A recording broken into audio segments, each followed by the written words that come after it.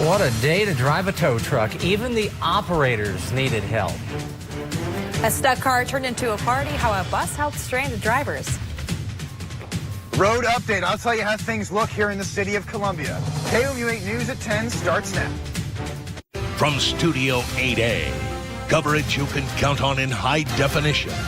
This is KOMU-8 News at 10.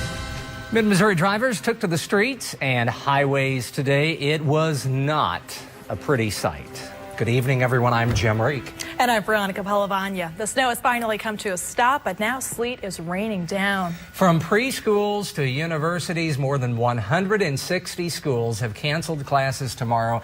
That includes the University of Missouri. We have a team of reporters standing by to show you the conditions outside. But first, we begin our weather coverage with Chief Weathercaster Dave Schmidt. Well, thanks, Veronica and Jim. Well, MoDOT officially closed a stretch of Interstate 70 near the US 63 highway interchange after traffic there was at a standstill for hours. But it's looking a little better there now. KOMU-8's Dan Kennedy joins us live from the interchange of 70 and 63. Dan? Good evening. If you were out on the roads today, you know navigating them was a very tricky task for a lot of people.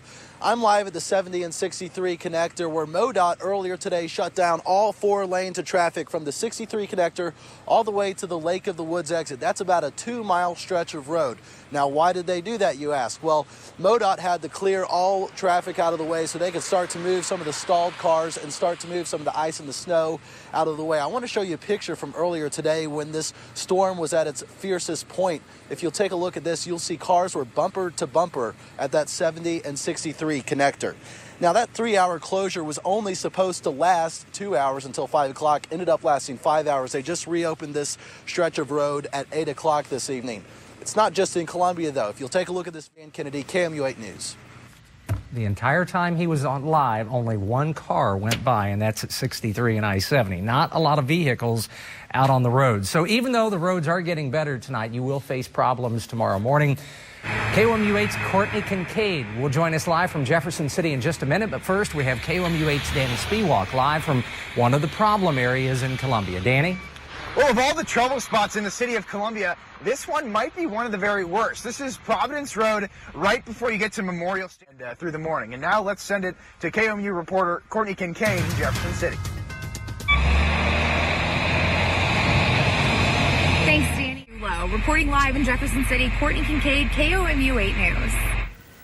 All right, thanks, Courtney. Earlier today, KOMU-8 reporters hit the streets to find out how people in neighborhoods dealt with the snow-covered streets. We talked to many residents who told us leaving their residence was nearly impossible.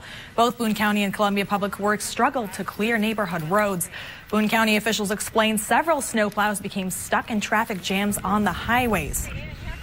And those stuck vehicles caused quite a busy day for some businesses. While many people enjoyed their day off, some did not have that luxury.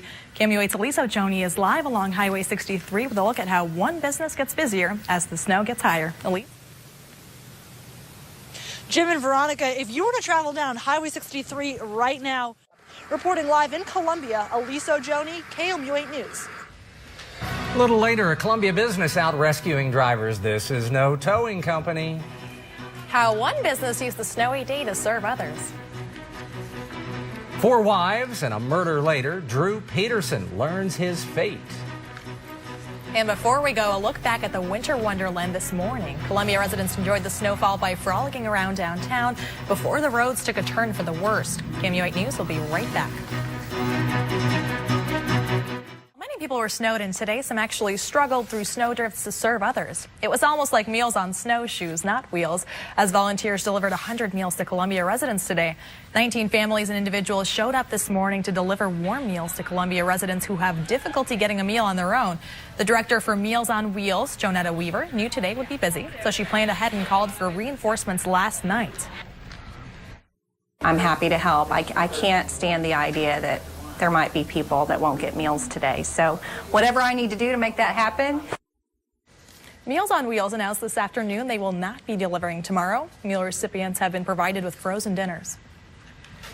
He made national headlines after the disappearance of his 4th wife. Now a former police officer finds out how long he'll spend behind bars. A small fire inside a classroom, but you won't believe how it all started. And the snowstorm is winding down. We'll give you a live look at Doppler 8 First Alert Radar in just a moment on KOMU 8 News at 10. And you are looking live over Highway 63 earlier today. The road got closed. It got so bad. You see what people are doing? Instead of waiting, they're just turning around and driving the wrong way. And I basically did the same thing on I-70 today. And someone's going backwards. That bad. Okay, we'll be right back. Now, your live Doppler 8 First Alert weather with Chief Weathercaster Dave Schmidt. It's been quite a day. Take a look at our First Alert day track camera. That's Highway 63. That's the weather. Well, 40 sounds promising. Maybe by April the snow will melt. Who knows? It'll take a while, won't it? All right, Dave, thank you. Everyone who got in the snow, stuck in the snow today was forced to wait until someone came to help. KOMU8's Matt Evans joins us live with a story of two good Samaritans helping out in an unusual way. Matt? I'm standing inside the Columbia party bus right now, and today the bus is decked out to help out. What started as a trip to the grocery store turned into a day filled of... Well, these two, Justin and Ben, have been out since noon today in this party bus, and they continue to help people out stuck on the roads. Guys, talk about some good karma. Reporting live inside the party bus in Columbia, Matt Evans, KOMU8 News. Coming up, a small explosion at a Minnesota school, and the reason is something you keep in your pocket. He once said he would never get caught. Tonight, a former police officer learns his fate. Welcome back. In your national news, a Chicago judge has sentenced former police officer Drew Peterson to 38 years in prison for the murder of his third wife. Peterson was convicted back in September for the 2004 drowning death of Kathleen Savio. The judge denied a retrial in the case shortly before the ruling was handed down. Peterson reportedly proclaimed his innocence to the judge.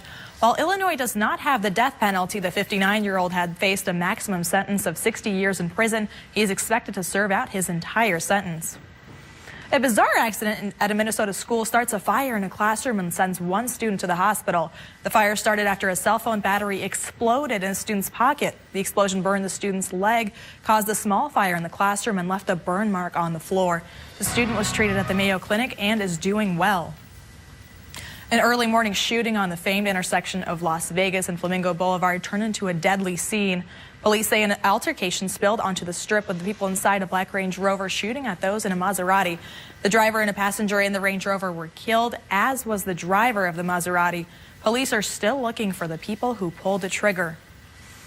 And in Los Angeles, a large crowd gathered for a memorial service for longtime Los Angeles Lakers owner Dr. Jerry Buss.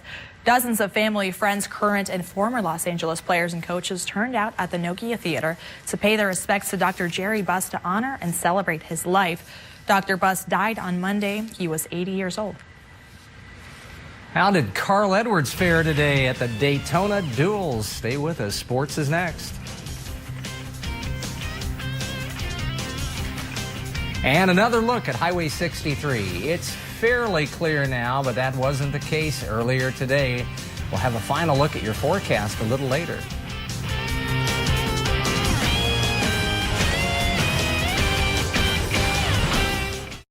Now, from the Ford Sports Desk, KOMU8 Sports with Chris Gervino. Hello, everyone. That's sports. Chris, thank you very much. Probably a good day to stay inside today, wouldn't you think? I would think so. But some Missourians hit the slopes.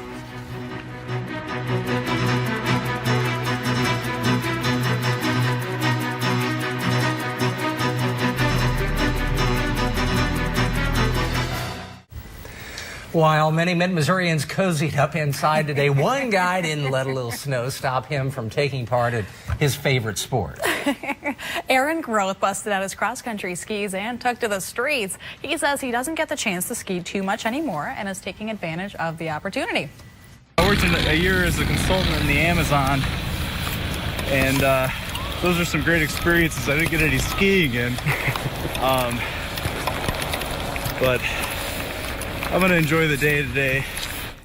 Yep, not much snow in the Amazon. Groth says he swapped in his car keys for his cross-country skis to get around the town easier. Coming up on KOMU 8 News today, We'll keep you updated with the closings, but let me just say, if your school isn't closed already, there's something wrong. You should transfer. And how the morning commute will be shaping up. You can always go to our website, KOMU.com, for the most up-to-date information. Dave? Yeah, another look at our forecast for the nighttime hours. Snow coming to an end where you are, if it hasn't already. It'll remain overcast.